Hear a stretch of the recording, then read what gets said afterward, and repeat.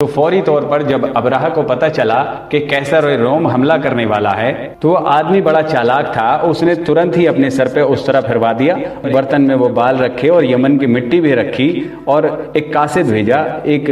Messenger بھیجا بادشاہ کے پاس، میسج پوچھوایا کہ میں تو آپ کو غلام ہوں، لہٰذا آپ نے قسم کھا لی ہے تو میرے بال بھی حاضر ہیں اور یمن کی مٹی بھی ہے، اس میں مٹی ڈال کر آپ اپنی قسم کو پورا کریں، خدا کے لیے مجھ پہ حملہ تو نہ کرو۔ یہ دیکھ کر بادشاہ بھی خوش ہو گیا، وہ کہنے لگا چلو ٹھیک ہے۔ جب ایک آدمی اتنا نیاز بندی پہ آ گیا کہ اس نے اپنے بال کٹا دیے، اور بال کٹانے کا معنی تو یہ ہوتا ہے نا کہ بھئی اس نے اپنی گردن کٹا دی، یہی وجہ ہے، ورنہ اللہ کو حج میں عمرہ میں بالوں کی کیا ضرورت ہے کہ جس نے اپنے بال کٹائے سمجھا گیا کہ اپنی گردن کٹوا دی اس نے اللہ کی راہ میں، کہ اپنی محبوب ترین چیز جو ہے بندے نے اپنی پیش کر دی، قربان کر دی اللہ کے نام پر۔ ابرہہ نے اس کے بعد بادشاہ کو خوش کرنے کے لیے کہا کہ بھئی سرزمین مکہ پر ایک کعبہ ہے تو کیوں نہ ہم اپنے یہاں بھی ایک کعبہ بنا لیں۔ وہاں ابرہہ نے ایک کعبہ بنایا اور اس کا نام تھا قریس۔ اس نے بہت عالیشان کر کے بڑا کر کے وہ کعبہ بنایا اور کیسر روم سے کہا کہ بھئی آپ اعلان کریں اب یہاں بھی لوگ حج کیا کریں اور حاجی یہاں آئیں۔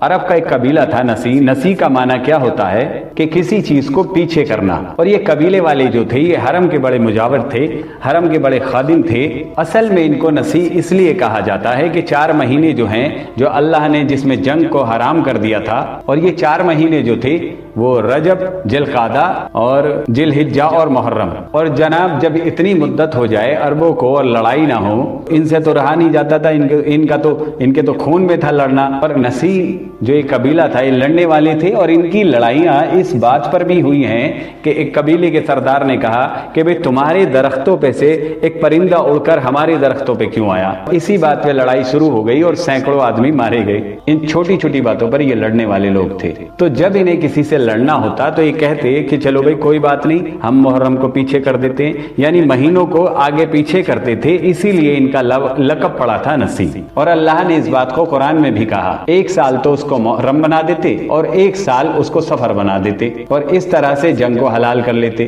کہ نسی قبیلہ جو تھا جب ان کو پتا چلا حبشہ کی گورنر نے ایک خانہ کعبہ بنا لیا ہے، اور یہ سوچنے لگے کہ بھئی اگر آہستہ آہستہ حاجی وہاں جانے لگے اور اس کی رونق ہمارے کعبے سے زیادہ بڑھ گئی تو ہمارا مسئلہ تو ختم ہو جائے گا، اور چوری چوری داخل ہوئے، عبادت کے بہانے سے وہاں پہنچے حبشہ میں، اور رات کو چپکے سے وہاں پر گندگی اکٹھی کی اور اس کعبے کو جو اس نے بنایا تھا ان دیواروں پر گندگی لگا دی۔ صبح جب ابرہہ کو پتہ چلا تو وہ پوچھنے لگا کہ بھئی یہ گندگی کس نے لگائی ہوگی، تو لوگ کہنے لگے کہ بھئی صاف بات ہے، عرب قبائل کے علاوہ اور کون کر سکتا ہے، اور کسی کو تو ہمارے کعبے سے کوئی نقصان نہیں ہے، کوئی رنج نہیں ہے، تو یہ عرب قبائل کا کام ہے۔ تو جب اس نے تحقیق کی تو اس کو پتہ چلا کہ ہاں بھئی یہ تو نسی والوں کا کام ہے، یہ مکہ کا جو قبیلہ ہے نسی، ان لوگوں نے ایسا کیا ہے۔ پھر اس نے حکم دیا کہ فوجوں کو کہ بھئی تیاری کرو اور کعبۃ اللہ پر چڑھائی کرنی ہے۔ تو وہ کہنے لگا کہ میں اس کعبہ کو جب تک گراؤں گا نہیں تب تک لوگ میرے کعبے کا جو ادب نہیں کریں گے، اس لیے میں اس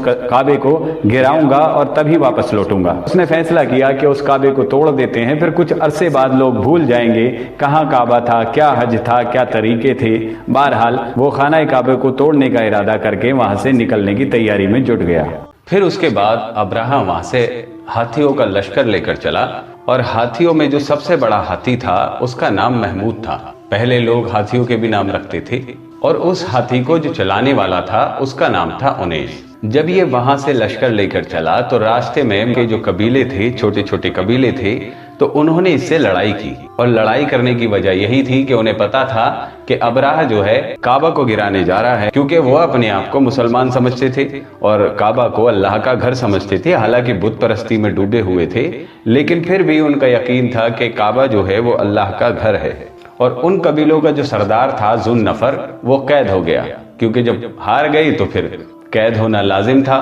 کہ بھئی سامنے والے جب جیت جاتے تو پھر وہ غلام بنا لیتے، قید کر لیتے، یہاں تک کہ قتل بھی کر دیتے۔ وہاں سے چلتے ہوئے ابرہہ پھر طائف پہنچا۔ طائف میں جو قبیلہ تھا وہ بنو ثقیفہ تھا، اور بنو ثقیف کو جب پتا چلا کہ ابرہہ نے پچھلے کئی قبیلوں کو ہرا دیا ہے اور کچھ سرداروں کو بھی پکڑ لیا ہے، تو بنو ثقیف نے ابرہہ کے پاس پیغام بھیجا، اور انہوں نے کہا کہ بھئی ہم تمہارا راستہ نہیں روکیں گے، تم جانو، مکہ والے جانے اور کعبہ جانے، بہرحال ہم تم سے جنگ نہیں لڑیں گے، اور ہم چاہتے ہیں کہ بھئی تم بھی ہم سے جنگ نہ کرو اور اپنے راستے پہ بنے رہو۔ تو اس نے کہا ٹھیک ہے